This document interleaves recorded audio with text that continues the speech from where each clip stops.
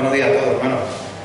Hace unos domingos veíamos que la mejor forma de explicar lo que era, por ejemplo, la belleza, no era hacerlo con palabras, no era hacerlo de una manera teórica, una manera de buscando un significado literal, sino que la mejor manera de explicar la belleza era mostrando algo bello, enseñarle a esa persona que le quieres explicar qué es la belleza, enseñándole algo bonito, por ejemplo una playa, una montaña, un amanecer, un cielo estrellado.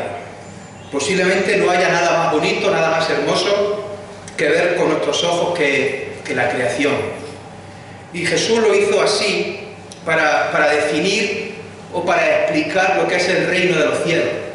Jesús no dio una definición teórica, una definición de manual, de diccionario, en la cual explicó qué es el reino de los cielos, sino que lo explicó a través de parábolas, a través de una enseñanza, situaciones que formaban parte de la vida cotidiana de aquellas personas que estaban escuchando las palabras.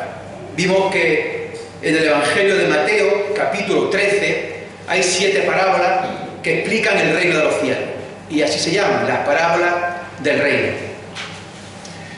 Y bueno, vimos allí una de ellas, la parábola del trigo y la cizaña.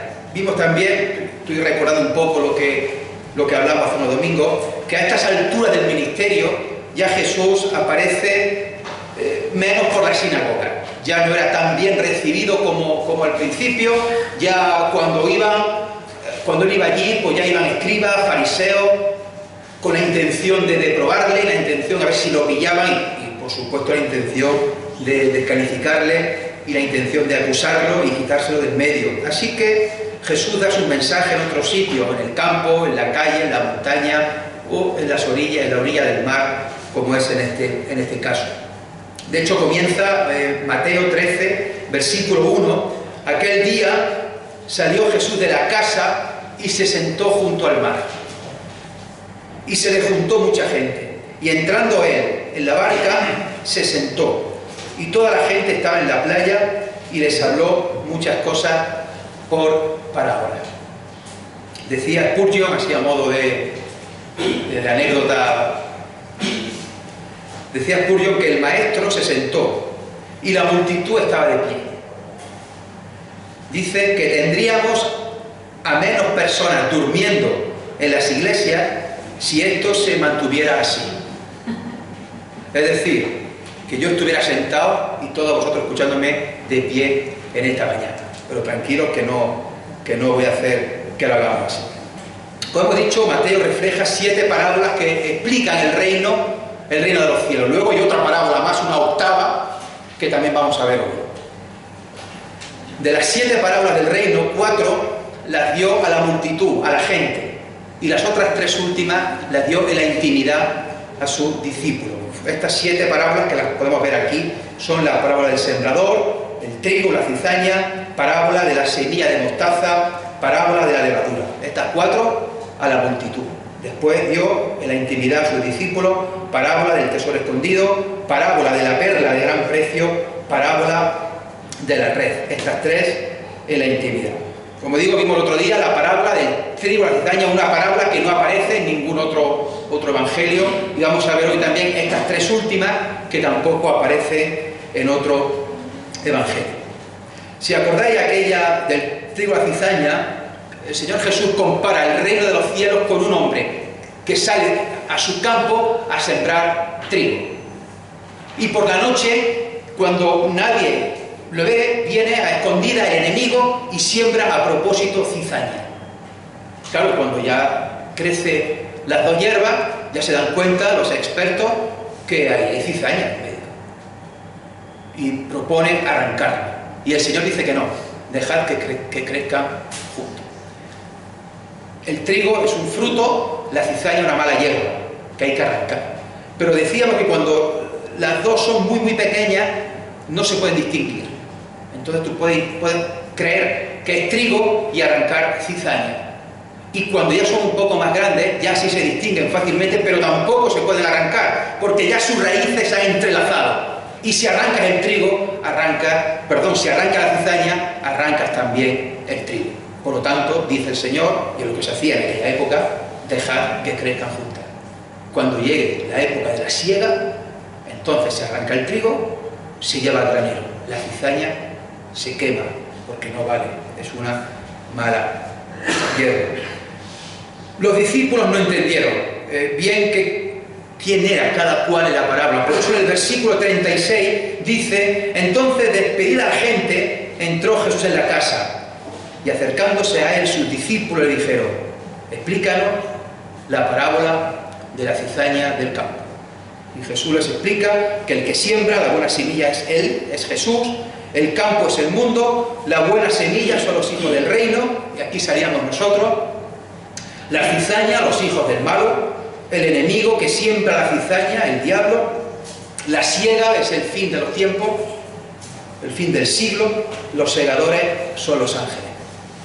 Vamos a ver hoy, como decía, las tres últimas parábolas sobre el reino, que tampoco aparecen en ningún otro evangelio, y son las tres parábolas que Jesús dijo en la intimidad a sus discípulos. Luego al final también aparece esta cuarta parábola que no explica el reino, pero también es una parábola interesante.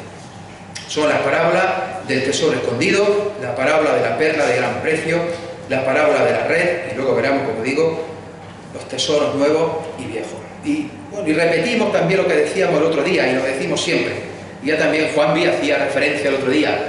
A la hora de estudiar la palabra de Dios y a la hora de estudiar también, por supuesto, aquí las parábolas, pues hay que informarse sobre la situación, la época, sobre el lugar, en definitiva, sobre el contexto en el cual estaba escrito estas palabras.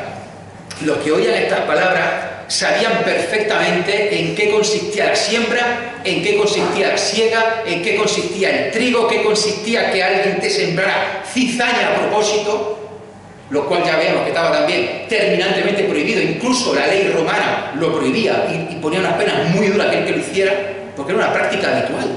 Aquel que sembraba trigo, llegaba alguien por la noche y sembraba cizaña para fastidiar el cultivo. La gente se ve perfectamente en qué consiste la levadura, en qué consiste la pesca, y de hecho varios discípulos son pescadores, y está hablando a la orilla. Entonces la gente sabía en qué consistía todo aquello. Quizá nosotros no tengamos ni idea de todo esto, porque ya compramos el pan hecho, compramos ya el pescado en el Mercadona y ya todo nos lo dan servido. Vamos a leer Mateo 13, del 44 al 52. Mateo 13, 44, dice así el Señor Jesús: además, el reino de los cielos es semejante a un tesoro escondido en un campo, el cual un hombre halla y lo esconde de nuevo, y gozoso por ello se va y vende todo lo que tiene y compra aquel campo. También el reino de los cielos es semejante a un mercader que busca buenas perlas, que habiendo hallado una perla preciosa, fue y vendió todo lo que tenía y la compró. Asimismo, el reino de los cielos es semejante a una red que, echada en el mar, recoge de toda clase de peces, y una vez llena la sacan a la orilla, y sentados recogen lo bueno en cestas y lo malo echan fuera. Así será al fin del siglo. Saldrán los ángeles y apartarán a los malos de entre los justos, y los echarán en el horno de fuego. Allí será el lloro y el crujir de dientes. Jesús les dijo: ¿habéis entendido todas estas cosas? Ellos respondieron: sí, Señor. Él les dijo: por eso, todo escriba docto en el reino de los cielos es semejante a un padre de familia que saca de su tesoro cosas nuevas y cosas viejas. Ya vemos que estas parábolas comienzan con la frase: el reino de los cielos es semejante. Y repetimos que Jesús no hizo una definición teórica, una definición de diccionario, de manual, sobre el reino de los cielos, sino que Él lo explica con estas parábolas, con situaciones y escenas cotidianas de aquella época. Sabemos que en un reino tiene que haber un rey. En el reino de los cielos el rey es Jesús. Y nosotros, la Iglesia, los que seguimos, los que hemos creído en Jesús, los que lo tenemos como Señor y Salvador de nuestras vidas, somos los seguidores del reino, somos los que formamos parte del reino. y tenemos que expandirlo. En primer lugar, hemos leído la parábola del tesoro escondido. Dice además, el reino de los cielos es semejante a un tesoro escondido en un campo, el cual un hombre halla y lo esconde de nuevo, y gozoso por ello va y vende todo lo que tiene y compra aquel campo. Bueno, así de primeras parece raro, ¿no? Parece que alguien que esté trabajando en un campo, ya sea de jornalero, ya sea de lo que sea, o un siervo, está trabajando allí y se encuentra un tesoro. Y lo que hace, en vez de descubrirlo y decirlo a su señor, lo que hace es volver a esconderlo, lo tapa de nuevo, va, vende todo lo que tiene y compra ese campo y ya se queda con el tesoro. Puede parecer raro o incluso nos puede parecer cuestionable, así de primera. Puede parecer que usted no está actuando bien. Pero ¿no sería mejor avisar al dueño por si es suyo? Entonces, lo que parece ahora cuestionable antes era algo perfectamente legal. De hecho, aquí no se cuestiona si lo que hizo estuvo bien o estuvo mal. Tampoco se lo dice nadie. Lo que hizo este hombre hizo mal. De hecho, la ley judía aparecía reflejado esto. Si alguien encontraba un tesoro, el dueño era el dueño del campo. El propietario del terreno era el dueño de ese tesoro que se encontrara. Y esto, digo, aparece en la ley judía. Y muchos pueden decir, bueno, pero Israel estaba sometido bajo el imperio romano. Sí, pero para las leyes cotidianas, las leyes del día a día, los romanos permitían que los judíos pudieran tener sus propias leyes. Y eso estaba perfectamente legal. Esto se podía hacer. Que el que se encontrara un tesoro se lo quedara el dueño de ese campo. Claro, hoy día tenemos nuestros ahorros pues guardados en el banco. Y si tenemos alguna joya, pues la metemos en caja fuerte o la dejamos en la propia casa, que la casa ya tiene su buena cerradura, las ventanas, sus rejas, y bueno, y si pasa cualquier cosa, pues se puede llamar a la policía. Aún así, estamos viendo la cantidad de robos que hay últimamente en casa, sobre todo de famosos, de ricos. Pero en aquella época no había los bancos que hay ahora. Había algo parecido, porque ya empezaron los primeros mercaderes, los primeros que permitían depósitos de valor, pero sobre todo se lo podían permitir la gente más adinerada. La gente que tuviera algo de valor no podía permitirse guardar las cosas en un banco. Era algo reservado solo a los que más riqueza tenían. Así que lo normal era que la gente, lo poco o lo mucho que tuviera, la forma de esconderlo era bajo tierra en algún sitio que solamente él supiera, y algún familiar, por si le pasaba algo, lo supiera alguien donde estaba guardado, oculto. Además, claro, estamos viviendo en una zona de muchísimas guerras. Había muchos conflictos y mucha gente tenía que huir de sus casas. No podían llevarse sus posesiones encima, las podían perder por el camino, les podían robar. Tampoco las podían dejar en su casa, porque es muy posible que todo lo saquearan. ¿Qué hacían? De nuevo, guardarlo bajo tierra, con la esperanza de que un día que volvieran a sus casas poder recuperar en ese escondite que habían marcado, que habían guardado bajo tierra el tesoro, poder recuperarlo. Y como decimos, la ley rabínica decía que si alguien se encontraba un tesoro, ese tesoro pertenecía al dueño. Por eso, este hombre que encuentra un tesoro de gran valor, lo que hace es vender todo lo que tiene, comprar ese campo y ya legalmente le corresponde el tesoro a él. Pero bueno, encontrar un tesoro al azar no es fácil. No es fácil.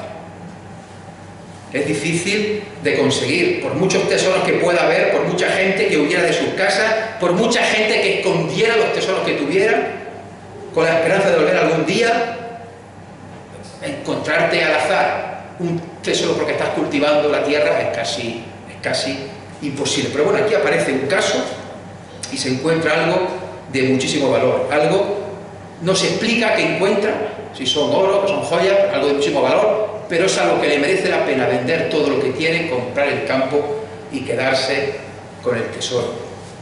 Seguro que os acordáis también de aquella parábola de los talentos. Otra parábola que Jesús nos explica el reino de los cielos y dice que un señor va de viaje y llama a sus 3 siervos, y a uno le da 5 talentos, a otro le da 2 y a otro le da 1. Y cuando vuelve, pues al que le dio 5 talentos lo había invertido en negocio y recuperó esos 5 más otros 5, se lo devolvió. Al que le dio 2, lo mismo. Y al que le dio 1, ¿os acordáis qué hizo aquella persona, aquel siervo con el que recibió un talento? Dice Mateo 25, 18, que cavó en la tierra y escondió el dinero de su señor. Los rabinos antiguos decían la siguiente frase: solo hay un lugar seguro para guardar el dinero: bajo tierra. El historiador Josefo, Flavio Josefo, ya decía en sus escritos la gran cantidad de oro y plata que tenían los judíos y que fueron enterrados bajo tierra por la amenaza continua de la tierra. Muchos de estos tesoros se recuperaron entonces, otros muchos estuvieron enterrados, siguen enterrados. De hecho, hay gente que se dedica a cazar tesoros, a buscar tesoros, y van buscando por las tierras de allí tesoros. Igual que hay gente que va buscando barcos hundidos en el océano, sobre todo barcos españoles que venían de América cargados de oro.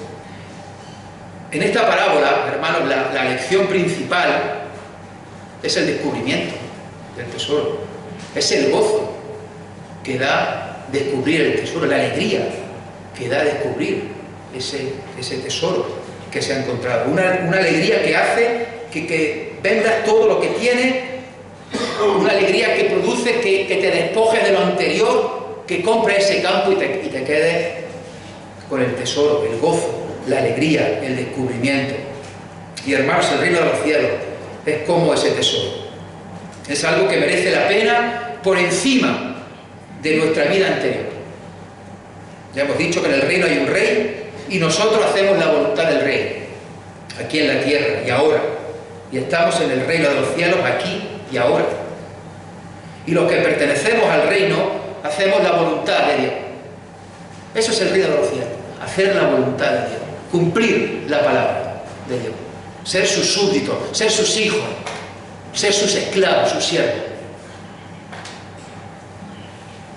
Pertenecer al reino es tener la certeza de vida eterna, es tener la certeza de que vamos a estar un día para siempre con Dios. Es como aquel que está trabajando en un campo, cavando, y de golpe suena algo metálico.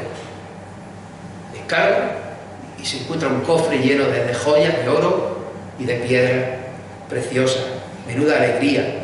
Hermanos, los que pertenecemos al reino tenemos que tener esa alegría, porque lo que tenemos en nuestras vidas es como un tesoro precioso que te lo encuentras un día, así de pronto. La palabra de Dios, para muchos es un libro más, para mucha gente es un libro más. Para nosotros es un tesoro de valor incalculable.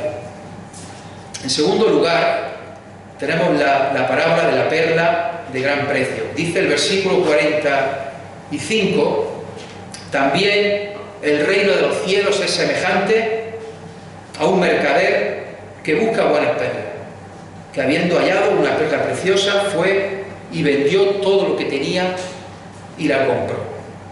Esta parábola es muy parecida a la anterior. De hecho, no se debería estudiar una sin estudiar la otra. Son las dos muy parecidas.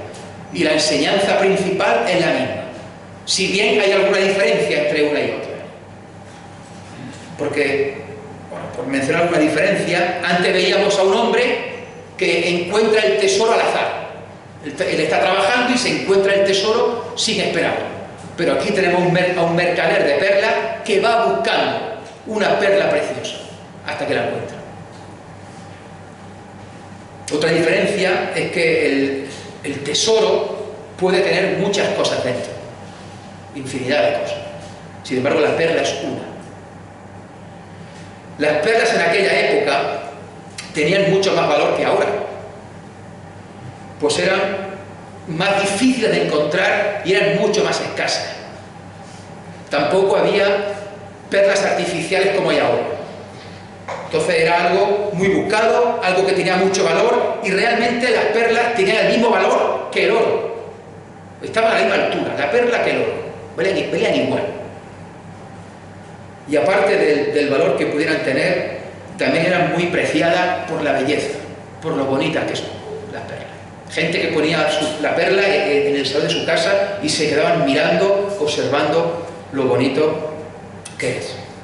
En aquella época se recogían perlas a la orilla del Mar Rojo.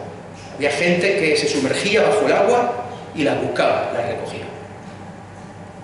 Y hermano, el reino de los cielos es así. Es precioso, es maravilloso, como una perla buena, como una perla grande, una perla preciosa. Y a veces se nos pinta como que ser cristianos es algo aburrido, algo tedioso, tener que venir a reuniones repetitivas, tener que estar siempre aquí, y se pinta así. Y sobre todo lo pintan mucho a nuestros jóvenes, nuestros adolescentes. ¿El sábado vas a la reunión de jóvenes? ¿El domingo vas a la iglesia? ¿Todavía el domingo? Qué rollo, ¿no? A mí me lo han dicho mucho. Y se nos pinta como que es algo aburrido. Hermanos, pero es todo lo contrario. Pertenecer al reino de los cielos, que como hemos resumido mucho, es obedecer y aceptar la voluntad de Dios, es seguir a Jesús, es algo realmente precioso y hermoso. Dios ha traído a nuestro corazón el gozo, la esperanza y el amor, y no hay nada mayor que esto. Gozo, esperanza y amor. El caso es que el mercader ve muchas perlas, hay muchas perlas, pero él se fija en una que es preciosa, y esa perla preciosa es lo que le hace vender todo lo que tiene y comprarla. Y de nuevo, como el de antes, está gozoso cuando la ha encontrado. Hermanos, puede haber muchas perlas en este mundo. Gente que le puede gustar mucho el arte, le puede gustar la música, puede gustar la literatura, el amor, el ayudar al prójimo. Son perlas preciosas sin duda, pero hermanos, el reino de los cielos es la perla con mayúscula, es la mayor perla preciosa, el mayor tesoro que hay. Una perla que es tan pero tan bonita que este hombre vende todo lo que tiene para comprarla. De nuevo deja lo anterior para conseguir lo nuevo, para conseguir y centrarse en lo que ha hallado. El hacer la voluntad de Dios y pertenecer al reino es lo más hermoso que puede haber en la tierra. Decíamos antes que uno se encuentra el tesoro de manera casual, y aquí tenemos ahora uno que va buscando la perla. Hay gente, hermano, que conoce a Cristo sin buscarlo, así de pronto. Y hay gente que conoce a Cristo y se convierte después de un largo periodo de búsqueda. Pero de nuevo, lo importante en las dos parábolas es el descubrimiento y es el gozo por ese descubrimiento, por descubrir el reino de los cielos, por dejar lo antiguo y seguir el reino. Por eso el reino también habla de sacrificio, habla de buscar en un caso, y en el otro de trabajar. Estaba trabajando la tierra hasta que lo encuentra de manera casual. Habla de despojarse, habla de abandonar la antigua vida, de dejar lo anterior. Pero el reino también habla de gozo, de alegría por el nuevo descubrimiento. El apóstol Pablo dice en Filipenses 3, 7 y 8, pero cuantas cosas eran para mi ganancia, las he estimado como pérdida por amor de Cristo. Cuantas cosas eran para mi ganancia, las he despojado, las he dejado por amor a Cristo. Y ciertamente, aún estimo todas las cosas como pérdida por la excelencia del conocimiento de Cristo Jesús mi Señor, por amor del cual lo he perdido todo y lo tengo por basura. ¿Por qué? ¿O para qué? Para ganar a Cristo. Versículo 47. Asimismo, el reino de los cielos es semejante a una red que echada en el mar recoge de toda clase de peces, y una vez llena la sacan a la orilla y sentados recogen lo bueno en cestas y lo malo echan fuera. Así será al fin del siglo. Saldrán los ángeles y apartarán a los malos de entre los justos y los echarán en el horno de fuego. Allí será el lloro y el crujir de dientes. Bueno, a la hora de pescar en aquella época se hacía con dos tipos de redes. Una red se llamaba red arrojadiza y era una red manual redonda que el pescador lanzaba desde la orilla, o bien se metía hasta la rodilla y la tiraba. Cuando había muchos peces por una zona, la echaba, tenía una especie de contrapeso, la red caía y estiraba con la cuerda y ahí pillaba a los peces. Esa red arrojadiza no es la que el Señor Jesús está refiriendo a la parábola. Luego hay otra red que se llama red barredora o red de arrastre, que es la que se ponía en una barca o normalmente en dos barcas. Dos barcas cogían una red entre una con la otra, abajo luego ponían contrapeso para que la red bajara, con unas cuerdas se estiraba y la barca iba hacia la orilla y arrastraba todo el fondo, todo lo que hubiera, la red se lo llevaba. Esa es la red que el Señor Jesús se está refiriendo. Es como una especie de pesca de arrastre. Se pescaba de todo. Todo lo que estuviera en el camino de la red iba para adelante. Y una vez cuando se llegaba a la orilla y se recogía las redes, pues ya los pescadores veían el pescado que era bueno, lo metían en unos cestos, que a veces eran incluso impermeables con agua para que el pescado se mantuviera vivo y fresco más tiempo, y lo que no sirviera se desechaba. Hermanos, el aspecto importante a tener en cuenta, y ahora lo vamos a enlazar de nuevo con la parábola del trigo, la cizaña, aunque podemos pensar, bueno, ¿y qué tiene que ver el trigo, la cizaña con la pesca? Vamos a ver que tienen cosas en común.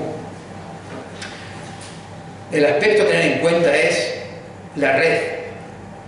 Esa red que no selecciona el pescado. La red no pesca solamente los pescados buenos. La red no pesca solamente los pescados malos. En la red van todos, bueno y malo. Todos mezclados. Al igual que vimos el otro día que estaba el trigo y la cizaña en la otra parábola. Y que aquel Señor dijo, no, dejad que crezcan juntos. El reino de los cielos es semejante a esa red. Y hermanos, de nuevo nosotros, que pertenecemos al reino, estamos mezclados, vamos en esa red con otros que no pertenecen al reino, pero estamos juntos en la red. ¿Por qué? Porque el Señor así lo quiere, en su misericordia, hacia ellos sobre todo, y en su soberanía. Mezclados los que pertenecemos al reino con otros peces que aquí son llamados malos. Y dice lo malo y luego los malos. Pero vamos todos juntos en la misma red. Los que obedecemos a Dios, los que somos sus hijos, los que hemos creído en Él como Señor y Salvador, estamos en la misma red con aquellos que, bueno, algunos no quieren saber nada, otros son realmente herejes y paganos, y otros, tristemente, van a la iglesia y no son salvos. El reino de los cielos es semejante a esa red en el que vamos todos. El Señor del campo, que permite que el trigo crezca con la cizaña, es el mismo que permite que en la red vayan peces buenos y malos. La red arrastra a todos. Hermanos, no somos del mundo, ¿acordáis? No somos del mundo, pero estamos en el mundo.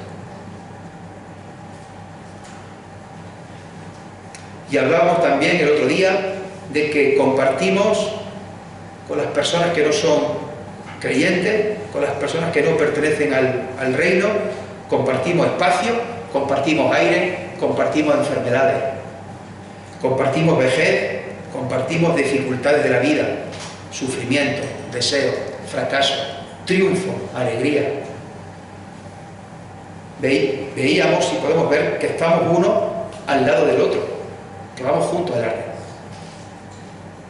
Y que en muchos aspectos no somos distintos de los demás. Trabajamos con ellos, estudiamos con ellos. Tenemos vecinos, amigos y familiares. Ellos saben discernir también lo que está bien y lo que está mal. Tenemos aspiraciones en esta vida parecida. Nosotros queremos para nuestros hijos que tengan un porvenir, un trabajo digno. Ellos también quieren lo mismo. Lógicamente nosotros queremos algo más, que nuestros hijos sobre todo sigan en los caminos de Dios. Veíamos también que Dios ha dado la tierra al mundo, tanto al trigo como a la cizaña. Ha dado la tierra al mundo, tanto a los peces buenos como a los peces malos. Veíamos en Mateo 5 sobre Dios, que hace salir su sol sobre malo y bueno, que hace llover sobre justos e injustos.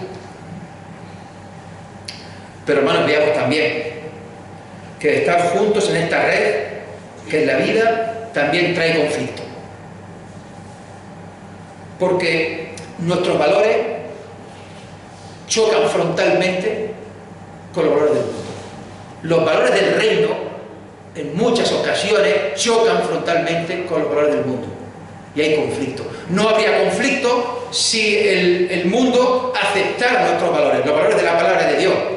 Pues vemos que es imposible y vemos que cada vez va la cosa peor. Tampoco habría conflicto si nosotros, la Iglesia, nos amoldamos a los valores del mundo, si suavizamos, si relativizamos. Tampoco estamos dispuestos a hacer eso nosotros. Por lo tanto hay conflicto. Y nos llaman, como nos llaman, nos dicen muchas cosas. Si decimos ciertas cosas, si pensamos ciertas cosas, nos llaman de todo.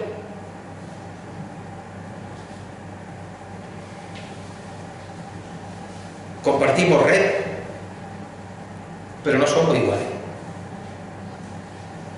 Y de nuevo llama la atención que Jesús pone de ejemplo un caso, como el del trigo y la cizaña, un caso en el que conviven juntos los que pertenecemos al reino y los que no pertenecen al reino.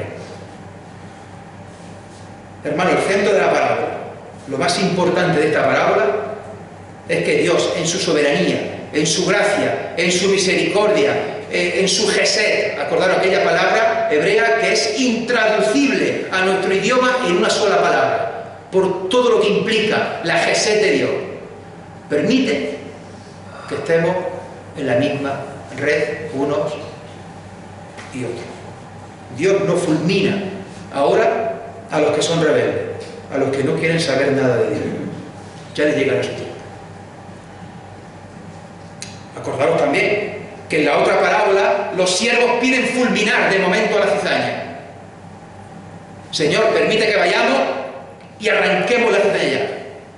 Y es cuando el Señor dice, no, dejad que crezcan juntos. Porque si arrancáis ahora el trigo, os llevaréis también. Perdón, si arrancáis ahora la cizaña, os llevaréis también el trigo. De nuevo, hermanos, mucho cuidado, también como veíamos el otro día, mucho cuidado con los que cogen la tijera y dicen, bueno, vamos a cortar aquí el versículo 48, bueno, hasta la mitad. Corto el versículo 48, el 49 y el 50, le pego un corte a la Biblia, la corto. O bueno, si no quiero romper la Biblia, pues en vez de coger la tijera, cojo el tipe. Cojo el tipe y le pego aquí al 48, a la mitad, lo borro, 49 borrado y 50 borrado. Ya está. Y bueno, ¿y qué bueno es Dios? Dios es amor. Vamos todos juntos a la misma red. Todos vamos juntos a la vida, hermano. Y proclaman algunos que como Dios es amor, que todos nos salvaremos al final. Porque todos somos iguales y porque Dios así lo va a querer. Cuidado, hermano, con la tijera, cuidado con el tipe. El trigo y la cizaña crecen juntos, sí, hasta la siega. Los peces van juntos en la misma red, sí, hasta la orilla. No nos podemos quedar con la parte que solo nos interesa. Por otro lado, mucho cuidado también con aquellos que van de apartadores, con aquellos que van de segadores, con aquellos que dicen este es cizaña, este es trigo, este es un pez bueno, este es un pez malo. Por supuesto, los que dicen eso se consideran ellos los mejores peces de la red. Somos los mejores peces, los peces más puros, los más limpios. Y estamos diciendo que es un mal pez.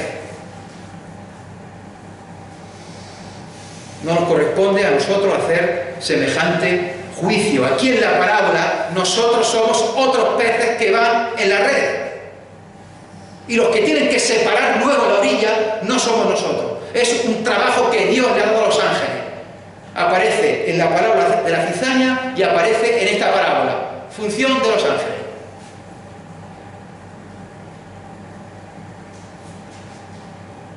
Hermanos, sabemos que si fuera por merecimiento, si fuera porque yo soy el mejor, ninguno se merece el cielo. Porque ninguno puede ser salvo por sus obras, por su mérito. Somos salvos por gracia, por medio de la fe. De nuevo, como decíamos, le corresponde el trabajo a los ángeles. Son los encargados, en la época de la siega, de separar el trigo de la cizaña. El trigo va al granero, la cizaña se le pega fuego. Cuando la barca llega a la orilla, se recoge la red y los ángeles, los peces buenos, al cesto, los peces malos son desechados. ¿A dónde? Hermano, hay que decirlo. Hay que decirlo. Versículo 30. Versículo 49 y 50. Así será al fin del siglo. Saldrán los ángeles y apartarán a los malos entre los justos y los echarán en el horno de fuego. Allí será el lloro y el crujir de dientes. Horno de fuego. Allí será el lloro y el crujir de dientes para todos aquellos que no hayan creído en Jesús como Señor y Salvador de su vida. Versículo 51, ya vamos terminando. Jesús les dijo, mirad qué pregunta les hace Jesús. Pocos versículos antes le preguntan los discípulos a Jesús y le dicen, ¿por qué les hablas por parábolas?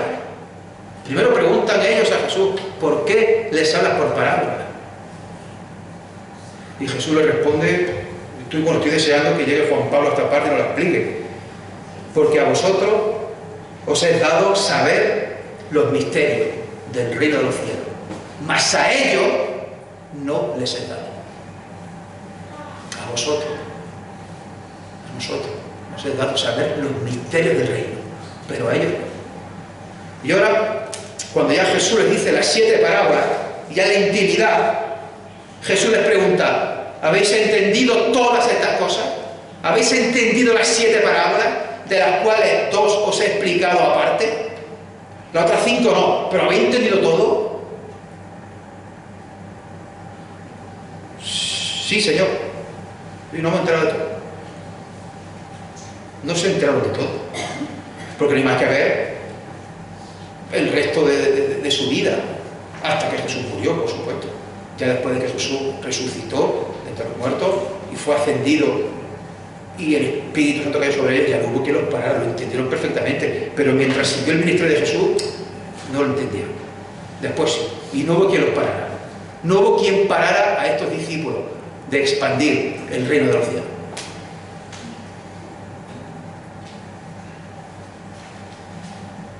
Jesús les habla otra parábola aquí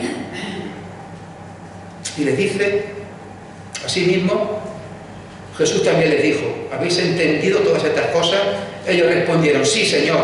Él les dijo, por eso todo escriba docto en el reino de los cielos es semejante a un padre de familia que saca de su tesoro cosas nuevas y cosas viejas. Nos puede sorprender que sea un escriba. Jesús pone de ejemplo un escriba docto en el reino de los cielos. Bueno, en aquella época no era normal. Los escribas eran doctos en la ley, en manipular la ley, en poner a la misma altura de la palabra de Dios todo lo que decían los ancianos de la época, y habían hecho una cantidad de leyes absurdas, y bueno, que no tiene nada que ver con la palabra de Dios.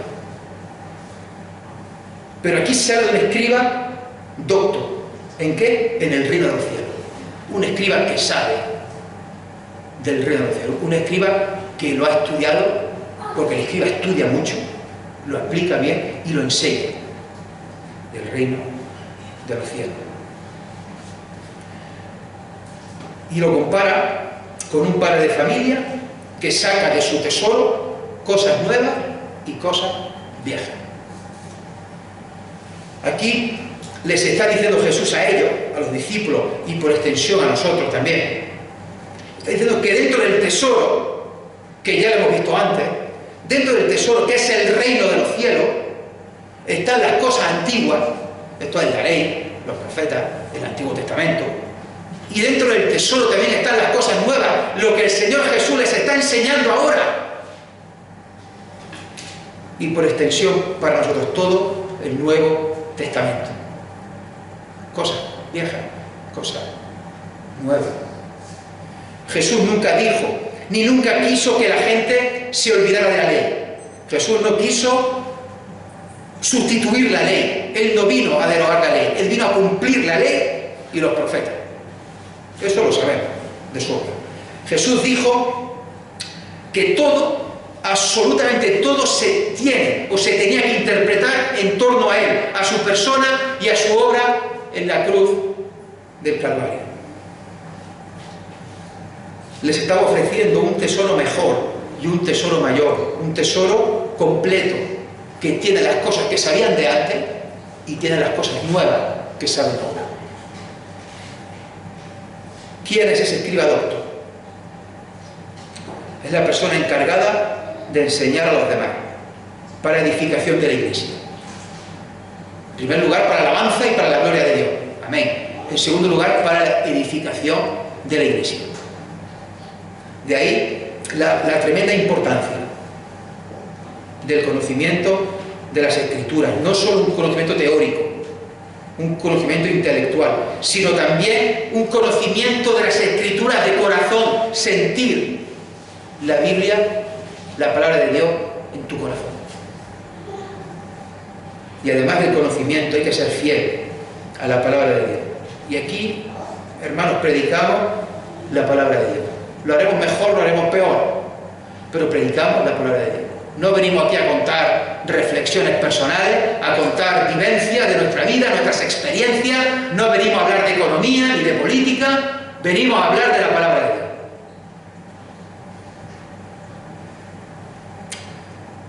Como ese escriba docto en el reino de los cielos, como hace ese padre de familia que saca del tesoro cosas nuevas y cosas viejas. Hermano, la iglesia, las iglesias necesitan gente preparada, gente docta, una palabra muy bonita, docto, gente que exponga de manera correcta la palabra de Dios. Y para ello hay que formarse, hay que estudiar, hay que leer, hay que reflexionar, hay que procurar también continuidad en la fidelidad de la palabra de Dios. Con los más jóvenes, se ha mencionado antes a los jóvenes,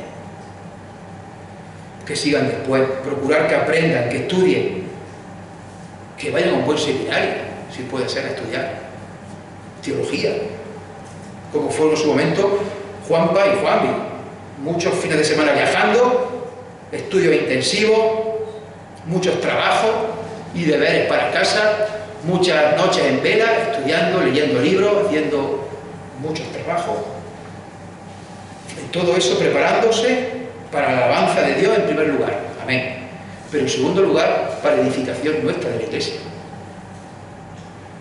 O sea, fueron a prepararse varios años por nosotros, en parte. Además de buenos seminarios y buenos lugares para estudiar, profesores que imparten las clases más que preparados. Aquí han venido muchos, en este púlpito han estado muchos de los profesores suyos. Son gente muy, muy, muy preparada. Aparte de eso, también contamos con muchos libros a nuestro alcance. Gente muy preparada que ha escrito manuales, que ha escrito comentarios, que ha escrito libros, para que los podamos leer y estudiar y consultar, y tenemos la posibilidad de poder comprarlo y tenerlo en nuestra biblioteca. Y son tesoros para nosotros. Cierto que el tesoro mayor es este, la palabra de Dios. Este es el tesoro mayor, esta es la perla preciosa. Este es el tesoro mayor. Pero es importante el crecimiento y el estudio de libros para que nos ayude a entender la palabra de Dios. Cierto que hay que tener mucho cuidado, porque habrá algunos, no todo lo que se escribe es bueno, pero tampoco todo lo que se escribe es malo. La idea, hermano, es que tenemos que aspirar a ser escriba docto en el reino de los cielos. Qué cosa más preciosa. Un escriba docto en el reino de los cielos. Un reino de los cielos, hermanos, que es semejante a un sembrador que salió a sembrar, y parte de la semilla cayó al camino, vinieron aves y se la comieron. Otra parte cayó en pedregales donde no había tierra, no pudo echar raíces. Cuando salió el sol se quemó. Otra parte de semilla cayó entre espinos, y los espinos ahogaron la semilla. Pero otra buena semilla cayó en buena tierra y dio fruto. Hermanos, un reino de los cielos que es semejante a un hombre que sembró buena semilla en su campo, pero por la noche vino el enemigo y sembró cizañas para fastidiarlo. Y claro, cuando crecieron las dos, al principio no se distinguían bien, y cuando crecen más no se pueden arrancar una sin arrancar la otra, así que se dejan crecer juntos hasta la siega, y allí el trigo va al granero y la cizaña al fuego. Un reino de los cielos que es semejante al grano de mostaza que un hombre sembró, un grano que es la más pequeña de todas las semillas, pero que cuando crece se hace un árbol grande. Un reino de los cielos que es semejante a la levadura que tomó una mujer y la escondió en 3 medidas de harina hasta que todo fue leudado. Un reino de los cielos que es semejante a un tesoro escondido en un campo, el cual un hombre lo encuentra, lo esconde y gozoso, contento va, vende todo lo que tiene y compra aquel campo. Un reino de los cielos que es semejante a un mercader que busca buenas perlas y tras encontrar una preciosa, una que es realmente preciosa, vende todo lo que tiene y la compra. Un reino de los cielos que es semejante a una red de arrastre, la cual van todo tipo de peces, bueno y malo, recoge toda clase de peces, y al llegar a la orilla, los buenos van a los cestos y los malos son desechados. Yo os pregunto, hermano, porque el Señor Jesús nos pregunta, hermano, ¿habéis entendido todas estas cosas?